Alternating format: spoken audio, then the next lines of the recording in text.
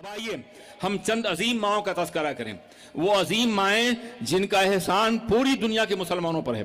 تین ایسی عظیم ماؤں کا وقت نہیں ہے، سینکڑوں مائیں ہم تاریخ کے حوالے سے پیش کر سکتے ہیں، مگر تین عظیم مائیں کہ جن کا احسان پوری دنیا کے اوپر ہے، جن کے بیٹوں نے، جن کی اولاد نے دنیا بھر کو اسلام کی قدریں عطا فرمائی ہیں، روحانیت بخشی ہے، اللہ کی معرفت دی ہے، اللہ کا پہچان دیا ہے اور ایمان دلوں کے اندر منتقل کیا ہے۔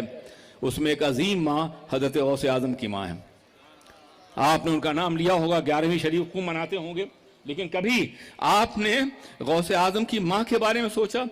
وہ واقعہ تو آپ نے بارہا سنا ہوگا کہ انہیں بتایا گیا ان کے والد کو کہ وہ بہری بھی ہیں، اندھی بھی ہیں اور بولتی بھی نہیں ہیں، مگر بہت سی باتیں ایسی جو زیادہ محسوس کرنے والی ہیں، زیادہ غور کرنے والی ہیں۔ بلا شبہ برائیوں کو دیکھنے کے مقابلے میں اندھا ہو جانا بہتر ہے، برائی سننے کے مقابلے میں بہرا ہی رہنا چاہیے، برائی بولنے کے مقابلے میں گونگا ہی رہنا چاہیے، یہ بھی ان کی روایت ہے۔ مگر اس کے ساتھ ساتھ میرے عزیز دوستوں اور میرے عزیز ساتھیوں، ان کا ایک کردار جو تاریخ کے حوالے سے بڑا روشن کردار ہے، بڑا عظیم کردار ہے، بڑا مثالی کردار ہے، وہ اپنے بیٹے غوث الاعظم کو دین کے لیے اور تعلیم کے لیے وقف کرنا ہے۔ آپ کو معلوم ہے جب وہ لازمی تعلیم جو ہر مسلمان پہ فرض ہے، یعنی ہر مسلمان کتنا فرض، ہر مسلمان مرد و عورت پر اتنی تعلیم، اتنا علم حاصل کرنا فرض ہے جس میں وہ اپنے فرائض، اپنے واجبات کو محسوس کر سکے اور جان سکے، اپنی زندگی میں شادی بیاہ کے احکامات کو جان سکے، حلال و حرام کو پہچان سکے۔ اتنا جاننا ہر مرد کے اوپر، ہر بچے کے اوپر، ہر انسان کے اوپر فرض ہے۔ اپنی لازمی تعلیم کے بعد جب وہ دنیاوی کام میں مصروف ہے تو ہر چیز پکار رہی تھی، یا عبد القادر ما لہذا خلقت ولا بہذا امرت، اے عبد القادر تمہیں اس لیے نہیں پیدا کیا گیا ہے، اس بات کو نہیں دیا کہ تم دنیاوی کام کرو، تمہیں کسی اور کام کے لیے پیدا کیا گیا ہے۔ اور ان کا پیدا ہونا تو شروع سے ایسا تھا، درسگاہ میں جاتے تو آواز آتی تھی، افتحوا لولی اللہ، اللہ کے ولی کے لیے جگہ خالی کر دو۔ یہ غیبی آواز سننے والے سنتے تھے اور روایت کرنے والوں نے روایت کیا، ان کے ساتھیوں نے۔ لیکن جب دین کی تعلیم کا مسئلہ آیا تو ماں کے سامنے کھڑے ہیں، ماں میں یہ سنتا رہتا ہوں، میرے شعور کی آواز ہے یا میرے فکر کی ہے یا میرے خارج کی آواز ہے؟ کوئی آواز ہے جو میرے قلب میں اترتی رہتی ہے اور وہ آواز مجھ سے کہتی ہے عبد القادر اس لیے نہیں پیدا کیا گیا، اس کام کے لیے نہیں پیدا کیا گیا، تمہیں کسی اور کام کے لیے پیدا کیا گیا۔ اے ماں کیا مجھے اجازت دی کہ میں بغداد چلا جاؤں؟ یاد رکھیے گیلان ایران کا علاقہ ہے اور اسی لیے جیلانی کہتے ہیں، گاف کو جین سے بدل دیا گیا ہے۔ ان سے وہاں سے بغداد آنا تھا۔ بغداد مرکز علم تھا، مرکز تہذیب تھا، صوفیہ کا مرکز تھا، اولیاء کا مرکز تھا، ایسے اہل دل کا مرکز تھا کہ جن کی نگاہ سے دلوں کی دنیا بدل جاتی ہے۔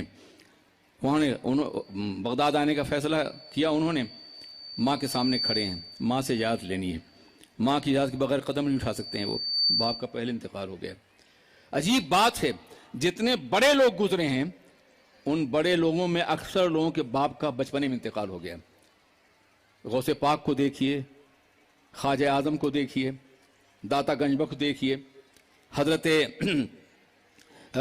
بابا فرید گنج شکر کو دیکھیے، والدین کا انتقال ہو، ماؤں کی آغوشیں پروان چڑھے ہیں، باپ کا انتقال ہو گیا، ماؤں کی آغوشیں پروان چڑھے ہیں۔ پتہ ہی چلا کہ ماں کی آغوش زیادہ ضروری ہے باپ کی تربیت کے مقابلے میں، ورنہ ان عظیم افراد کو، رجال عظیم کو ماؤں کے حوالے نہ کیا جاتا۔ یہ ماؤں کی آغوشیں پڑھنے والے ہیں۔ آپ اندازہ کیے، کہتے ہیں ماں مجھے بغداد جانا ہے، بوڑھے ہیں، بڑھاپے کی سردوں میں داخل ہو چکی ہیں، اور تنہا ایک بیٹا ہے عبد القادر رضی اللہ تعالیٰ عنہ، فدا ہو ابی امی، ایک شہزادے ہیں، بڑھاپے کا سہارا ہیں، آخری امید ہیں، عصائے پیری ہیں، وہ کہہ رہے ہیں ہمیں بغداد جانے کی اجازت دیجیے، اور ماں کھڑی ہو جاتی ہیں، پیشانی کو بوسہ دیتی ہیں، جو کچھ ہے ان کے صدری میں سل دیتی ہیں اور فرمایا بیٹا جاؤ، اب قیامت ملاقات ہوگی۔ ایک ماں کے دل سے پوچھئے نا، ایک ماں کے قلب سے پوچھئے، ایک ماں جس کا آخری سہارا صرف اس کا بیٹا ہو، مگر دین کے لیے، اسلام کے نظام کے لیے، حیات دینی کے لیے، رسول اللہ کے آئین کے لیے وہ اپنے بیٹے کو وقف کر دیتی، جاؤ اب قیامت میں ملاقات ہوگی، جنت ملاقات۔ یقین ہو گیا تھا کہ یہ بچہ پھر مجھے نہیں دیکھ سکے گا، میری آنکھیں اپنے نور نظر کو، اپنے لخت جگر کو پھر نہیں دے سکیں گی۔ کیا 11ویں منانے والے ہمارے بھائیوں نے کبھی غوث اعظم کی ماں کے اس درد کا احساس کیا ہے؟ کیا 11ویں منانے والی ہماری بہنوں نے حضرت غوث اعظم کی والدہ کے اس کرب کو احساس کیا ہے؟ کیا ہماری مائیں بھی اپنے بیٹوں کو دین کے لیے اس طرح وقف کرتی ہیں جیسے غوث اعظم نے کی ماں نے اپنے بیٹوں کو وقف کیا تھا؟ اور پھر جو واقعہ آپ سے جانتے ہوں گے۔